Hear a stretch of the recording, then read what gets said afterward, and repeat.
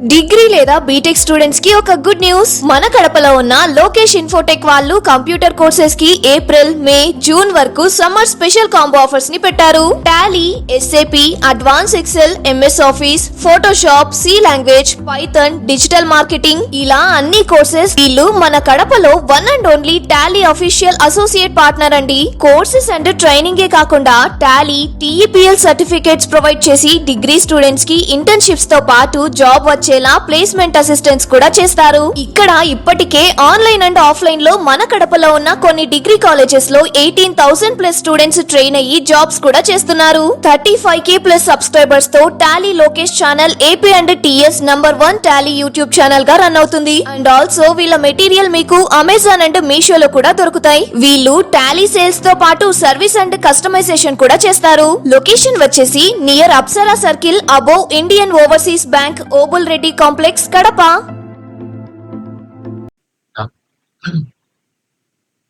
Okay guys, so last classes వరకు మనం clear గా డిస్కస్ చేసాం.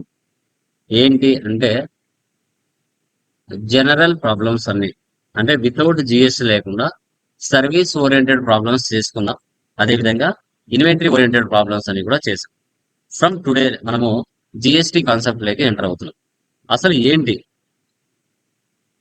జిఎస్టీ అనేది, ఏంటి జిఎస్టీ రావడం వల్ల బెనిఫిట్స్ ఏంటి, ఎలాంటి టైప్ ఆఫ్ ట్యాక్సెస్ ఉన్నాయి, ప్రీవియస్ ఎలాంటి ట్యాక్సెస్ ఉన్నాయి, ఎన్ని స్లాబ్ రేట్స్ ఉన్నాయి.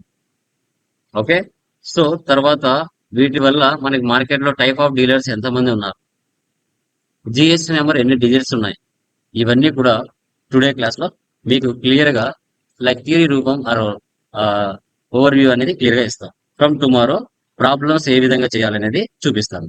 విత్ ఇన్ ద స్టేట్ లో పర్చేజ్ చేస్తే ఎలా ఉంటుంది, అదర్ స్టేట్ నుంచి పర్చేజ్ చేస్తే ఎలా ఉంటుంది అనేది కూడా క్లియర్ గా మనం డిస్కస్ చేయడం జరుగుతుంది. ఓకే, థియరీ చూడండి.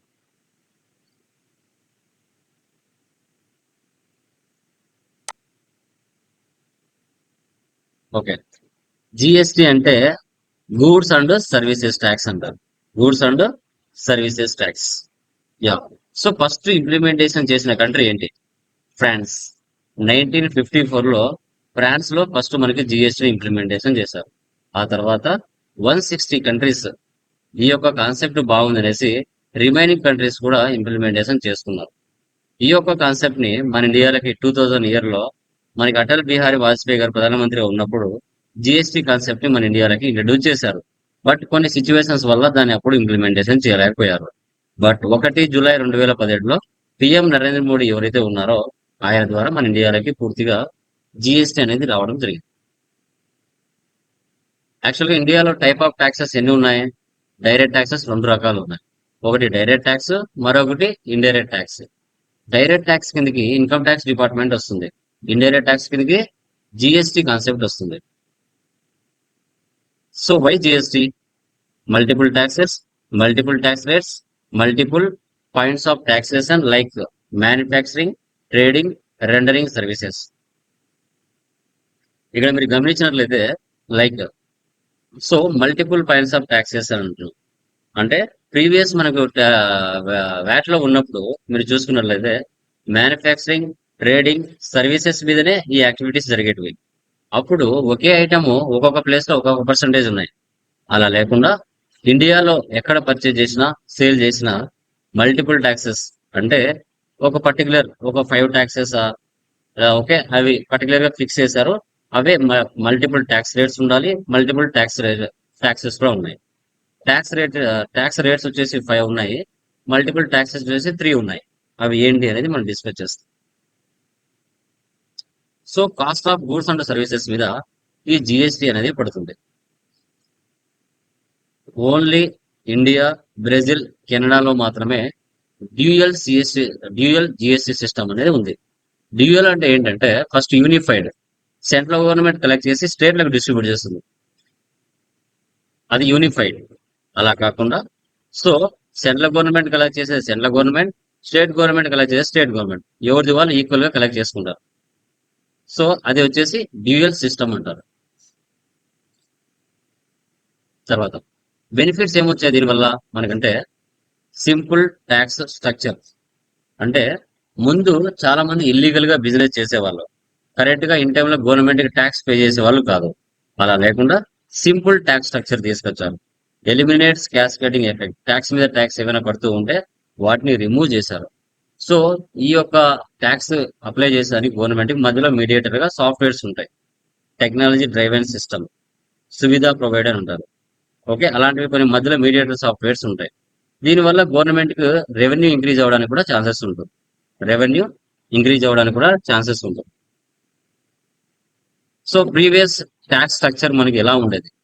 సెంట్రల్ ట్యాక్స్ కింద కొన్ని ట్యాక్సెస్ ఉన్నాయి, స్టేట్ ట్యాక్స్ కింద మరికొన్ని ట్యాక్సెస్ ఉన్నాయి. చూడండి, సెంట్రల్ ట్యాక్స్ కింద మీరు చూసుకున్నట్లయితే excise duty, service tax, ADE, surcharges, CVD and SCD, ఈ ట్యాక్సెస్ అన్ని కలిపి సెంట్రల్ ట్యాక్స్ గా ఉంటాయి. స్టేట్ ట్యాక్స్ కింద VAT, CST, purchase tax, luxury tax, surcharges, entry tax ఇలా ఉండేటివి అనమాట. మన ఇండియాలో 120 కోట్ల మంది జనాభా ఉంటే మాక్సిమం 100 కోట్ల వరకు చాలా మందికి ట్యాక్స్ల గురించి తెలియదు. ఏదో బిజినెస్ నడుపుతూ ఉంటారు, గవర్నమెంట్ కి ట్యాక్స్ కడుతూ ఉంటారు, కానీ ఏ దానికి ఎంత కడుతున్నాం అనేది చాలా వరకు తెలియదు. అలాగే కడుతూ ఉంటారు బిజినెస్ మెన్స్ మార్కెట్ లో. అంత రిస్క్ మేము పడలేము, ఎంత ట్యాక్స్ కట్టాలో చెప్పండి సార్ కట్టేస్తాం అనే టైప్ లో చాలా మంది కట్టేస్తూ ఉంటారు. ఎందుకంటే చాలా మందికి తెలియదు కాబట్టి రిస్క్ తీసుకోరు. ఓకే, అది ఆడిటర్ల మీద, సిఎస్ మీదనే వదిలేస్తారు. వాళ్ళే మొత్తం నడుపుతూ ఉంటారు. ముందు ప్రీవియస్ ట్యాక్సెస్ ఇలా ఉన్నాయి, చాలా కన్ఫ్యూజ్ గా ఉన్నాయి. అలా లేకుండా ప్రజెంట్ ఇప్పుడు ఏం చేశారు? మూడు కాంపోనెంట్స్ ఇచ్చారు, మూడు ట్యాక్సెస్ ఇచ్చారు. Central goods and services tax, CGST. State goods and services tax, SGST. Integrated goods and services tax, IGST. ఇండియాలో ఈ 3 ట్యాక్సెస్ ఉన్నాయి. సార్ ఎప్పుడు ఈ ట్యాక్సెస్ పడతాయంటే, విత్ ఇన్ ద స్టేట్ లో పర్చేజ్ చేసి విత్ ఇన్ ద స్టేట్ లో సేల్ చేస్తే సిజిఎస్టి, ఎస్జిఎస్టి ట్యాక్స్ పడుతుంది. అంటే వైజాగ్ లో పర్చేజ్ చేశారు, కర్నూలులో సేల్ చేశారు, ఏం ట్యాక్స్ పడుతుంది? సిజిఎస్టి, ఎస్జిఎస్టి పడుతుంది. సో శ్రీకాకుళంలో పర్చేజ్ చేశారు, మనకి చిత్తూరులో సేల్ చేశారు, సిజిఎస్టి, ఎస్జిఎస్టి ట్యాక్స్ పడుతుంది. With in the state, with in the state అంటే ఇంట్రా స్టేట్ అంటాం. తర్వాత IGST, integrated tax. Integrated tax ఎప్పుడు పడుతుంది? ఓకే, సో ఇది చూసుకున్నట్లయితే హైదరాబాద్ నుంచి పర్చేజ్ చేశారు, హైదరాబాద్ కే సేల్ చేశారు, ఐజిఎస్టి ట్యాక్స్. సో తమిళనాడు నుంచి పర్చేజ్ చేశారు, కర్ణాటక సేల్ చేశారు, ఐజిఎస్టి ట్యాక్స్ పడుతుంది. సో ఇది మల్టిపుల్ కాంపోనెంట్స్ అంటాం, మల్టిపుల్ కాంపోనెంట్స్. తర్వాత సో ఆ ప్రీవియస్ ట్యాక్సెస్ అన్ని కలిపి వేటిలో మిక్స్ చేశారు? సిజిఎస్ లో కొన్ని కలిపారు, హెచ్జిఎస్ లో కొన్ని కలిపారు, ఐజిఎస్ లో మరికొన్ని కలిపారు. సో వీటన్నిటిని కలిపి 3 ట్యాక్స్లు పెట్టారు అంతే. ఎగ్జాంపుల్ చూడండి, location of sale, place of sale Andhra, charge of tax. Intrastate, intrastate అంటే సిజిఎస్టి, హెచ్జిఎస్టి అని పిలుస్తాం. తర్వాత location of sale, place of sale Andhra, Telangana. Charge of tax, inter state అంటే ఐజిఎస్టి ట్యాక్స్, అంటే ఐజిఎస్టి ట్యాక్స్ పడుతుంది. మన గవర్నమెంట్ 15 డిజిట్స్ తో ఒక జిఎస్టి నెంబర్ అనేది ఇవ్వడం జరిగింది అనమాట. ఫస్ట్ 2 డిజిట్స్ అనేది స్టేట్ కోడ్ అంటాం, రిమైనింగ్ 10 నెంబర్స్ పాన్ నెంబర్ అంటాం. ఎంటిటీ కోడ్ బ్లాంక్ అనేది 1Z డిఫాల్ట్ గా ఉంటాయి. చెక్ సమ్ డిజిట్ అనేది ఆల్ఫాబెట్ అయినా ఉండొచ్చు, న్యూమరికల్ అయినా ఉండొచ్చు, ఏదైనా ఉండొచ్చు అనమాట. సో ఇలా ఇండియా మ్యాప్ ఉంటుంది మనకి. ఇండియా మ్యాప్ మీరు చూసుకున్నట్లయితే జమ్మూ కాశ్మీర్ నుంచి 01 జమ్మూ కాశ్మీర్, 07 ఢిల్లీ, సో 36 తెలంగాణ, 37 ఆంధ్రప్రదేశ్, 33 తమిళనాడు, 29 కర్ణాటక, అలా 01 నెంబర్ నుంచి 37 నెంబర్ వరకు మీరు చూసుకున్నట్లయితే ఓకే, ఫస్ట్ 2 డిజిట్స్ అనేది స్టేట్ కోడ్ ఉంటుంది. ఓకే, మీరు అర్థం చేసుకోవాలి, 37 అనే స్టేట్ కోడ్ వచ్చిందంటే ఆంధ్రప్రదేశ్, 36 వస్తే తెలంగాణ అనేది ఫిక్స్ అయిపోవాలి. మీరు కొత్తగా కంపెనీ రిజిస్ట్రేషన్ చేసుకోవాలనుకోండి, basic company details, name, address, certification of registration, PAN number, TIN number, communication email ID, mobile number, photograph. So ఇవన్నీ కూడా మీరు కొత్తగా కావాలనుకుంటే సబ్మిషన్ చేసుకోవాలి. తర్వాత managing HSN code and SSN. Okay, మనం ఉపయోగించే ప్రతి ఐటమ్ మీద హెచ్ఎస్ఎన్ నెంబర్ ఉంటుందమ్మా. Harmonised system of nomenclature, service accounting code అంటారు, ఎస్ఎస్సి. ఇవి ఏంటంటే మాక్సిమం 1500 ఐటమ్స్ 1600 ఐటమ్స్ ఉన్నాయి. ఒక మనిషి తినే తిండి దగ్గర నుంచి, వేసుకునే బట్టల వరకు, నడిపే వెహికల్స్ వరకు ఉపయోగించే ప్రతి ఐటమ్ మీద హెచ్ఎస్ఆర్ నెంబర్ ఉంటుంది. మెడిసిన్స్ మీద ఒక హెచ్ఎస్ఆర్ నెంబర్, ఎలక్ట్రికల్ గూడ్స్ మీద ఒక HSR number, okay. So clothes మీద ఒక హెచ్ఎస్ఆర్ నెంబర్. సో ఇలా ప్రతి దాని మీద హెచ్ఎస్ఆర్ నెంబర్స్ అనేది కామన్ గా ఉంటాయి. అది 4 డిజిట్సా 8 డిజిట్సా టర్న్ ఓవర్ బట్టి ఉంటుంది. ఇంకా సర్వీసెస్ మీద కూడా హెచ్ఎస్ఆర్ నెంబర్ ఉంటుంది.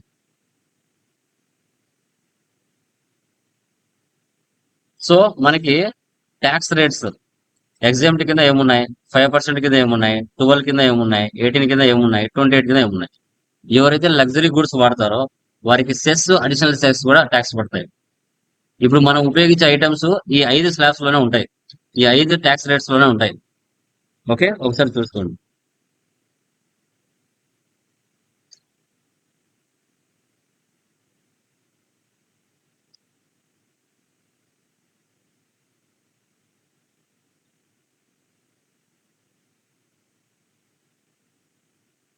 ఓకే, ఒకసారి చూడండి. ఇప్పుడు యాపిల్స్ బండ్ల మీద పర్చేజ్ చేస్తే ట్యాక్స్ ఉండదు. అదే మీరు స్పెన్సర్ లో పర్చేజ్ చేస్తే ట్యాక్స్ ఉండదు.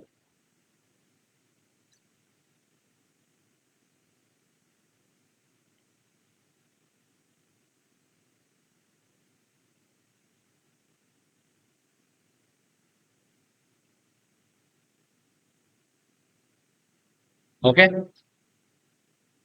5% అండర్ లో ఎలాంటి ఐటమ్స్ ఉన్నాయి, 12% అండర్ లో ఎలాంటి ఐటమ్స్ ఉన్నాయి, 18% అండర్ లో ఎలాంటి ఐటమ్స్ ఉన్నాయి, 28% అండర్ లో ఎలాంటి ఐటమ్స్ ఉన్నాయి. ట్యాక్స్ రేట్స్ జ్యువెలరీ, స్టోన్స్ వాటి మీద 1% నుంచి 25% వరకు, 0.25% నుంచి 3% వరకు jewellery, semi stones, luxury goods మీద ట్యాక్స్ పడుతుంది. Cess, additional cess.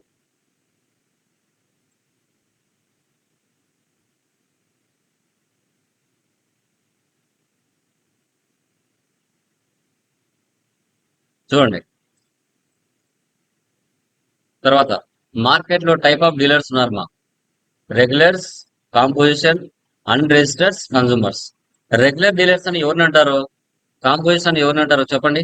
ఎనీవన్, ఎవరైనా చెప్పండి మా. రెగ్యులర్స్ అని ఎవరిని అంటారు? ఉం? చెప్పండి మా, చెప్పండి మా, తెలిసిన వరకు చెప్పండి, ప్రాబ్లం లేదు. ఎనీవన్, రెగ్యులర్ డీలర్స్ అని ఎవరిని అంటారు? ఎవరైనా చెప్పొచ్చు. రెగ్యులర్ డీలర్స్ అని ఎవరిని అంటారు? No idea, yes or no? తెలీదా? Sai Sudha, Hari, Rajyalakshmi, no idea. Okay, మాట్లాడడానికి బరువు అయిపోయింది అందరికి ఐ థింక్. కొంచెం యాక్టివ్ లో ఉండండి, డల్ గా ఉండొద్దు. ఓకేనా?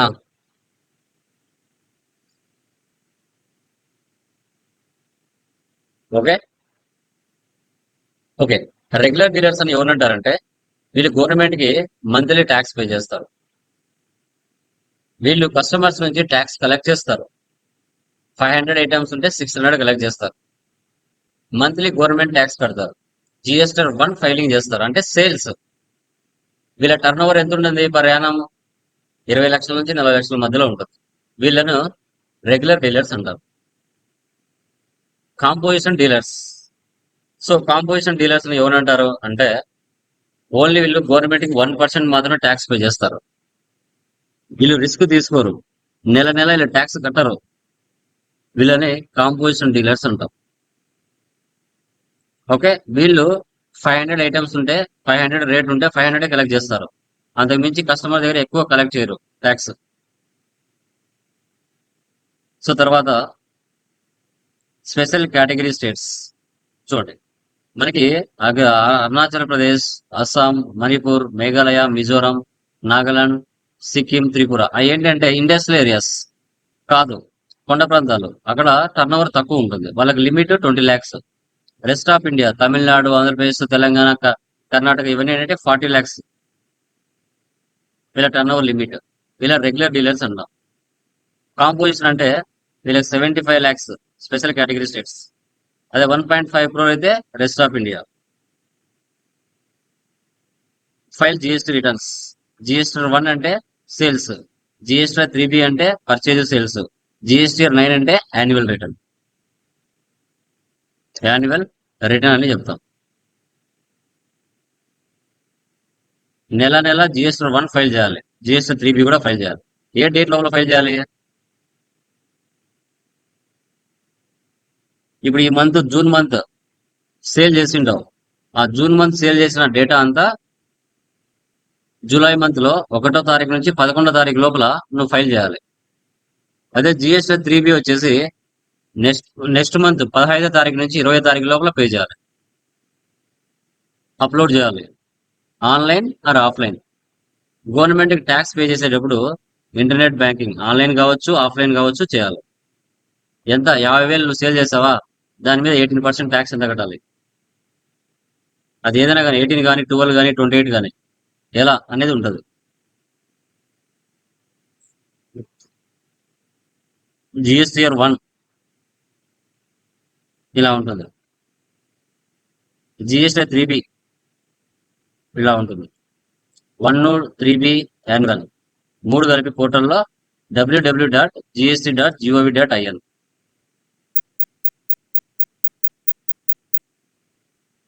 సో www.gst.gov.in లో మనం చూస్తాం.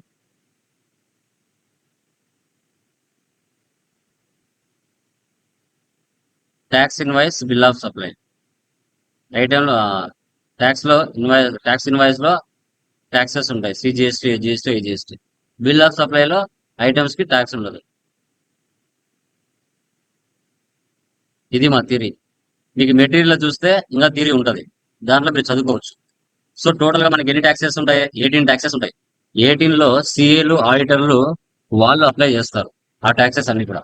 సో తర్వాత మీకు వీటిలో మీరు చూసుకున్నట్లయితే మరికొన్ని ఆప్షన్స్ ఫుల్ ఫామ్స్ ఇచ్చింటాను. ఈ థియరీ మీరు చదువుకోవచ్చు.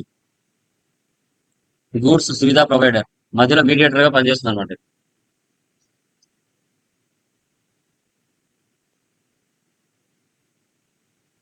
లెడ్జర్ లో ట్యాక్స్ ఇచ్చినట్లయితే ఇది లైక్ ఎవరిస్తారు మనకి? లైక్ ఆడిటర్లు, సిఏలు లెడ్జర్ లో ట్యాక్స్ ఇచ్చుకుంటారు.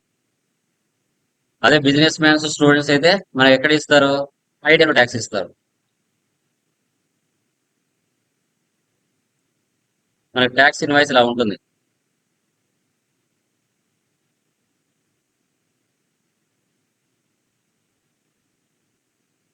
బిల్ ఆఫ్ సప్లై ఇలా ఉంటుంది.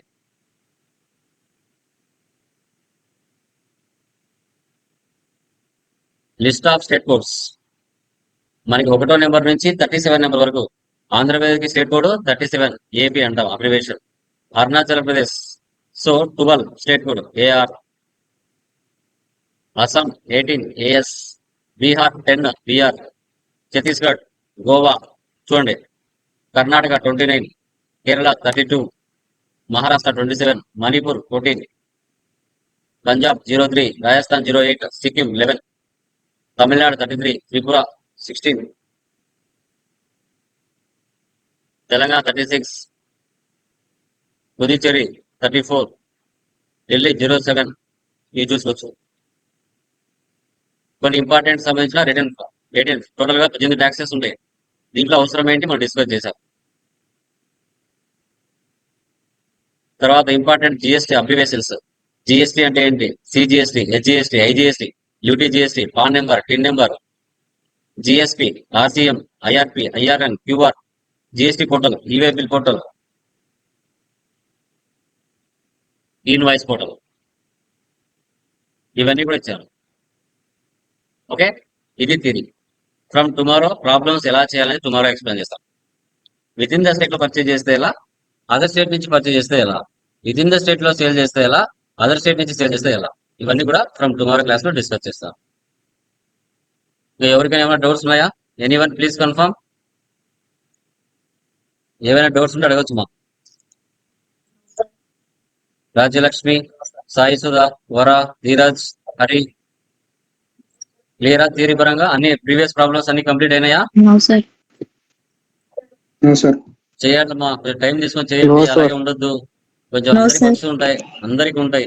బట్ కానీ ఒక కోర్స్ లో జాయిన్ అయిన తర్వాత కంపల్సరీగా మనం టైం కేటాయించుకొని ప్రాక్టీస్ చేయాల్సిందే, కంపల్సరీగా.